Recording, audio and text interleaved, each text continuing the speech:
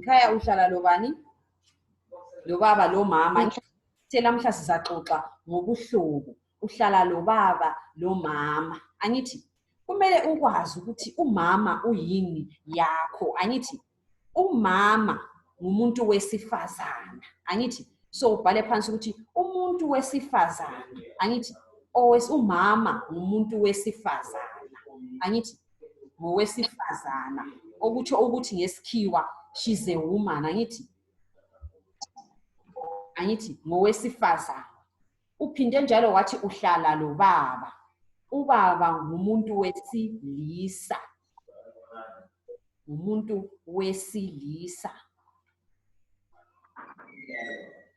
Ubaba ngumuntu wesilisa.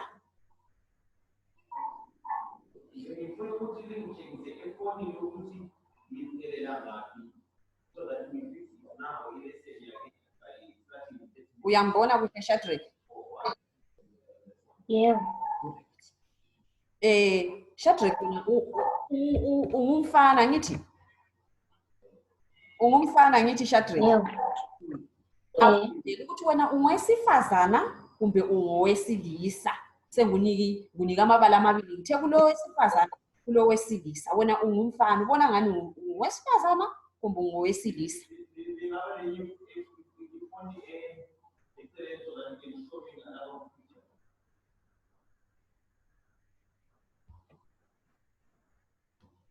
Uyangizwa Shadrack?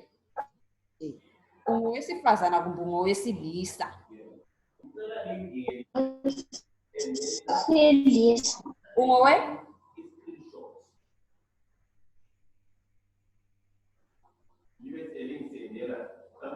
Ngizwanga Shadrack uthe ungowesilisa ngithi? Ye. Ngakho abafana angithi abafana obaba kuthiwa ngabesilisa. Angithi omama lamankazana kuthiwa ngabesifazana. Nxa sixoxa ngobuhlobo kumele vele siqalise khonapho.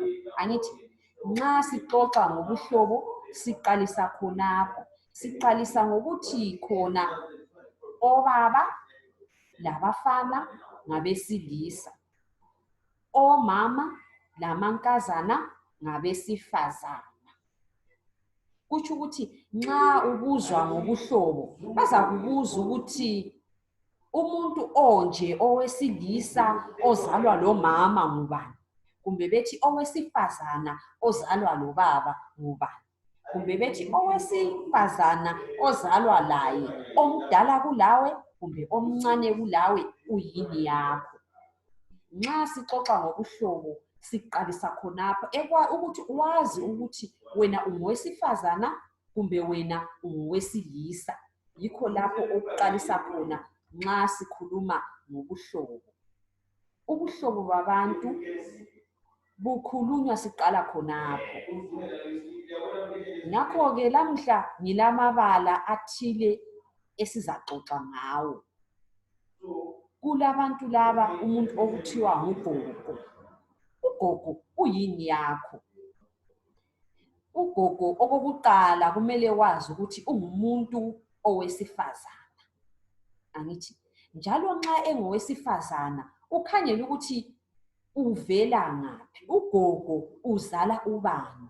Umuntu nxa engugogo uzala umama kumbe ubaba. Njalo futhi ugogo ngowesilisa. Siye kumama. Umama ngumuntu wesifazana. Nxa umuntu umuthi umbiza ngokuthi ungumama. Nxa umuntu umbiza ngokuthi ungumama kutsho ukuthi uzala wena njalo ungowesifazana. Ubuhlobo babantu buqala khonapho. Kumele wazi ukuthi umuntu lo okhuluma ngaye ngowesifazana kumbe ngowesilisa. Ubusukhangela ukuthi uvela nga, uvela kumama kumbe uvela kubaba. Yikho ukuthi uyenelise ukuzwisisa isifazana kanye lesilisa.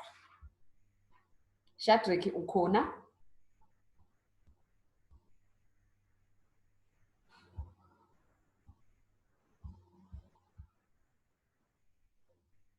Usakhona Shadrack?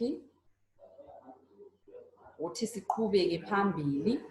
Ngithe njalo ukuthi nxa sikhuluma sithe kula ugogo uphinde njalo kulokhulu.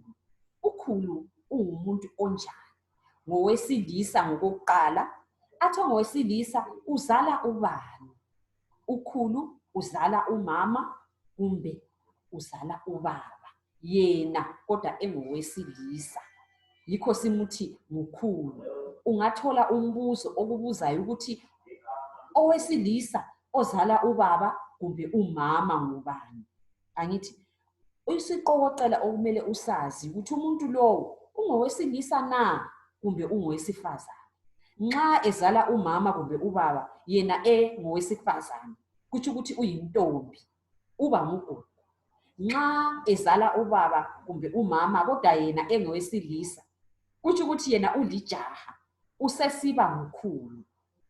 Angithi sisuke njalo lapho sibe kulabantu nxa lizalwa uthi wena ungokuqala ube lomuntu osemuva kwakho kumbe ube lomuntu ophambi kwakho. Nxa ungathola lizalwa kumbe libathathu wena kumbe ungowesibili, kutsho ukuthi nxa ungowesibili kulomuntu okhona phambi kwakho. Nxa uthi ungowesibili, nxa usithi kulomunye okulandelayo, lo usemuva kwakho. Ophambili kwakho umdala kulawe. Angithi nxa engowesilisa usesiba ngumnewenu. Nxa engowesifazane usesiba ngudadewenu. EsiNdebeleni kasilabo osisi, kasilabo obhudi. Leso yisikhiwa. Ibala eliqondileyo elalo ophambi kwakho yena engowesilisa asiyo bhudi kodwa ngumnewenu. Nxa yena ephambi kwakho njalo yena emdala kulawe engowesifazane usesiba ngudadewenu. Ibala elithi sisi kaliqondanga esiNdebeleni ngoba lona livele liyisikhiwa. Bese sisuka njalo sithi wena uthe ungowesibili, ukhona okulandelayo. Nxa umuntu esemuva kwakho, angithi sithi ngesiNdebele uyakwelama. Angithi uyakwelama, usemuva kwakho uyakulandela. Sithi uyakwelama. Nxa lo okwelamayo akulandaba ukuthi ungowesilisa kumbe ngowesifazane, yena uba ngumna wakho. Loba engowesilisa loba engowesifazana ekwelama kumbe ekulandela esemuva kwakho uba ngumna wakho. So nxa sebekubuza bathi bethi lo okulandelayo osemuva kwakho uyini yakho, wena uyakhuluma uthi ngumna wami. Akukhethelike ukuthi kumbe yinkazana kumbe ngumfana, yena uba ngumna wakho. Kodwa nxa emdala kulawe usumhlonipha, usesiba ngumnewenu.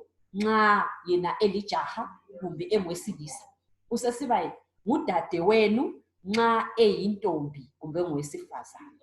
Amabala lawo mabili athi isilisa lesifazana kumele sihlale sikwazi ukuthi atshoni njalo ameleleni. Angithi isilisa lijaha kumbe ngesikhiwa bathi boy.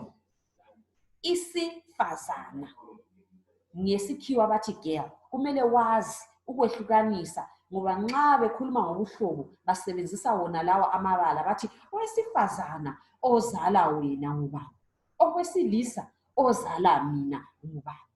Ngakho kumele uqale khonapho, yikho lapho esiqala khona ukukhuluma ngobuhlobo babantu. Siqalisa khonapho ekuthini sazi isilisa lesifazana. Siyadlula njalo lapho. Bese sisithi lapho nxa sikhuluma ngomama, umama ngumuntu wesifazana.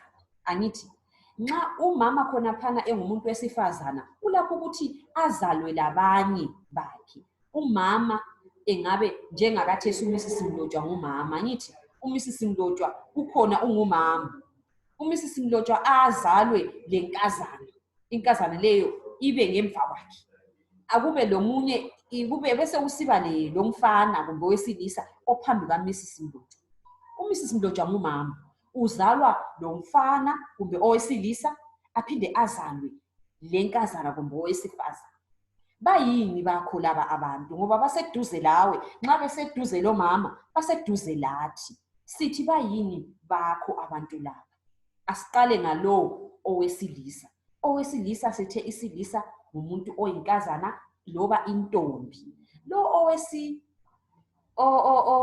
owesifazana lo sizaqala ngaye lo intombi. Sithe owesifazana lo ozalwa lo Mrs. Mlotshwa uyini yakho uMrs. Mlotshwa nxa engumama?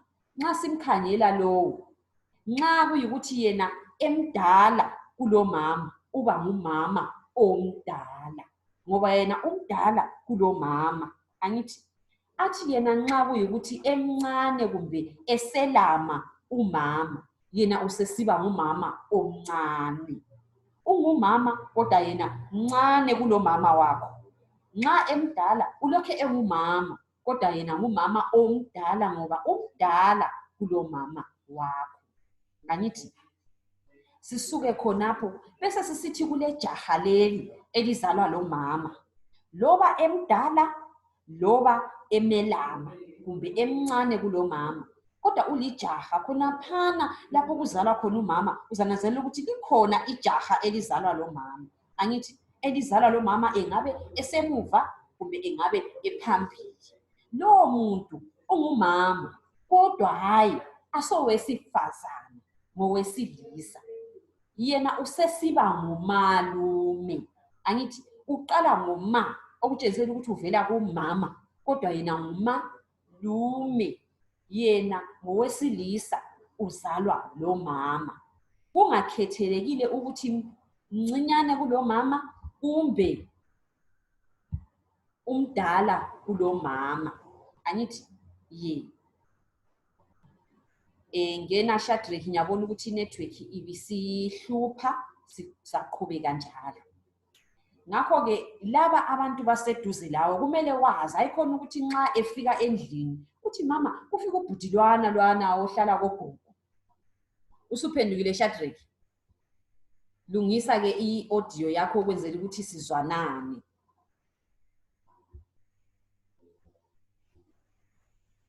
Uyangizwa Shadrack? Yebo, ngiyalizwa. Uyangizwa? Ayikulungile. Bese sakhuluma ngobuhlobo kanje akungikhumbuza ukuthi ngithe umuntu wesifazana ngithe ngumuntu onjani? Umuntu wesifazana umuntu oyinkazana. Ye, umuntu oyinkazana, umuntu ongumama. Ngithi Ngumama. ye, umuntu oyisilisa ke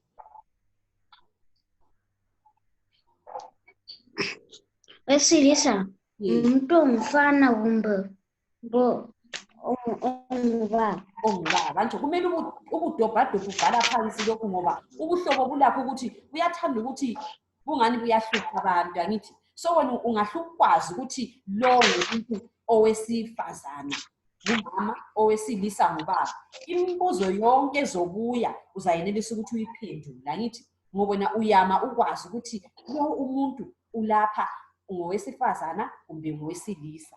Angithi bengisakhuluma lapho ukuthi anti sike saxoxa ngomama lobaba. Ngithi umama ulabo yini abantu besilisa azalwa labo Shadrack? Bakhona abantu besilisa abazalwa lomama? Bakhona?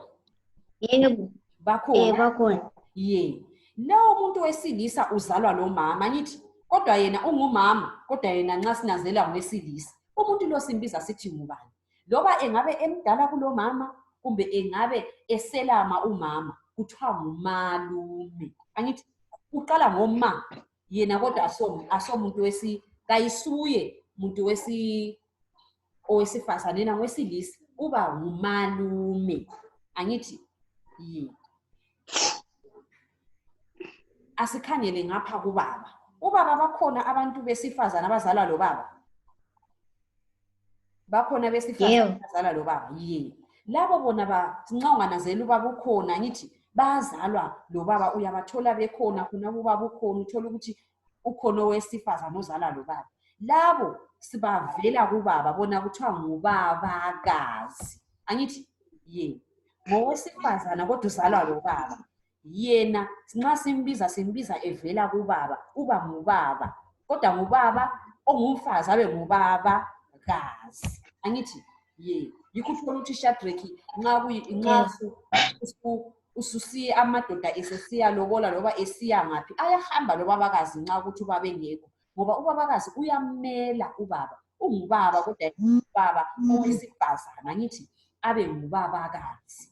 Angithi akungitshele Shadrach, umama owesifazana angithi ozala umama ungubani wakho? Owesifazana ozala umama uyini yakho? Gogwami. Gogo angithi ngugogo. Sukunazelela phela ukuthi sokusiba ngcono. Ungahle ubambe ukuthi owesifazana ubambe owesilisa. Owesilisa ke ozala umama uyini yakho? Owesilisa yena ungowesilisa uyazala umama uyini yakho? Khulu. Ngukhulu. Angithi uyakubona phela ukuthi ubuhlobo sobungani sokusiba ngcono. Kumele wena ungabamba ukuthi owesilisa lokuthi owesifazana awusalahleki nxa bekukhuluma ngobuhlobo. Shadrach, ngiyazi ukuthi uhlala loKhayla. uKhayla uyakulandela, angithi uyakwelama. EsiNdebeleni umuntu ongemva kwakho sithi uyakwelama. Nxa uKhayla ekwelama, angithi uKhayla ngowesifazana, angithi ungathola ukuthi welame kumbe ngowesilisa. Umuntu okwelamayo loba ngowesilisa kumbe ngowesifazana simbiza sithi ngubani? Ngumnawami. Angithi okwelamayo ngumnawakho. Angithi bengabuza ukuthi ongelamayo, inkazana loba umfana engelamayo uyini yami? Ngumnawami. Angithi bese kuza kuthi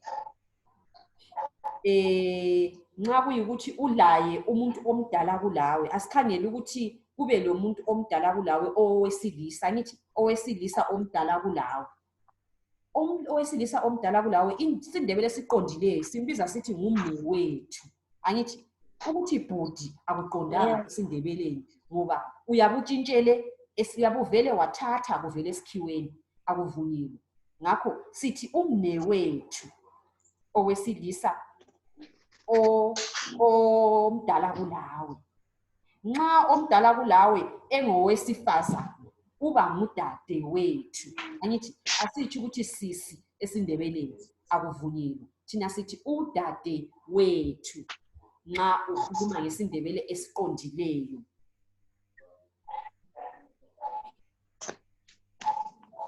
Bese kuzaba uyamazi umalokazana Shadrach. Umalokazana ngumuntu onjani? Umalokazana ngumuntu onjani? Chasisa ngendlela yakho. Umalokazana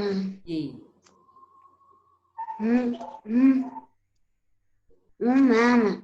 Ngumama.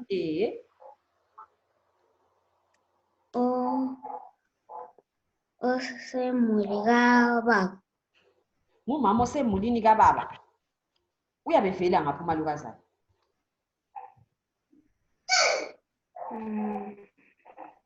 Anti wena ulijaha wena. Angithi ungathatha inkazana le uba ngumalokazana ngakini. Angithi uyakubona? Ijaha lingathatha intombi abe ngumkayo. Angithi intombi leyo nxa beyibiza ngakibo kwejaha, angithi komntongwizo babembiza bethi ngumalokazana. Angithi umama ozala umalokazana kuthiwa ngumamazala. Angithi ngumamazala. Ozala umalokazana uba ngumamazala. Laba abantu babuya bevela phandle. Angithi babengazalwa khona phana endlini. Angithi umalokazana uyabuya layo azoletha izihlobo. Umama ozala umalokazana uba ngumamazala. Usesiba ngumama layo. Angithi usesiba ngumama kodwa ngumamazala ukuze kukhanye ukuthi hayi yena uvela ngapha komakoti. Angithi bese kusithi ubona ngani Shadrach ubaba ozala umalokazana usimbiza sithi ngubani? Nxa umama engumamazala ubaba yena simbiza sithi ngubani? Ubabazala. Ubabazala. Angithi ngakho ke ubabazala yena uzala umkhwenyana kumbe uzala umakoti. Angithi ngakho ke nxa ijaha loba intombi isithethwa, angithi Umama ozala umkakhe kuthiwa ngumamazala. Ubaba ozala umkakhe ngubabazala. La ngapha futhi nxa kunguShadrach osethethe intombi, umama ozala leyo ntombi kuthiwa ngumamazala. Ubaba ozala leyo ntombi kuthiwa yena ubizwa kuthiwa ngubabazala. Ngithi akuthi ngikunike ngikubuze, owesifazana ozala umfazi engimthetheyo ngubani? Akukucabangi. Owesifazana, Shadrach usuthethe umkakho, owesifazana ozala umfazi engimthetheyo uba ngubani wakho?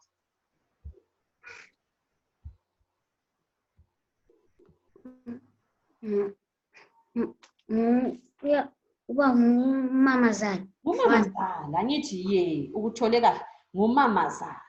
Angithi bese ngisithi owesilisa ozalwa lo mama uyini yakho? Uhlale phansi ucabanga. Ubuhlobo ufuna futhi uhlale phansi ucabanga ukhayela umama. Owesilisa ngumalume. Yikho ukuqondile lokho. Asikhanyele kobaba. Owesifazana Shadrach ozalwa lo baba uyini yakho? Owesifazana. Angithi ngowesifazana lo uzalwa lo baba uyini yakho Shadrach? Ubabakazi. Ngubabakazi. Ye, hayi kuthi Ngubabakazi. Ye, ngubabakazi kuqondile. Uzwile. Angithi ye. Ngiyathemba ukuthi namhla uzwile esikuxoxileyo namhlanje. Ngizafaka umsebenzi owesindebele oqondane lobuhlobo babantu. Ubona ngathi uzayenelisa ukuthi uphendule lowo msebenzi? Yebo. Yebo, hayi kulungile. Ngizafaka umsebenzi kathesi. Angithi ozawubhala. Ngithi ye. Usale kuhle Shadrach. Bye bye. Bye bye. Bye bye.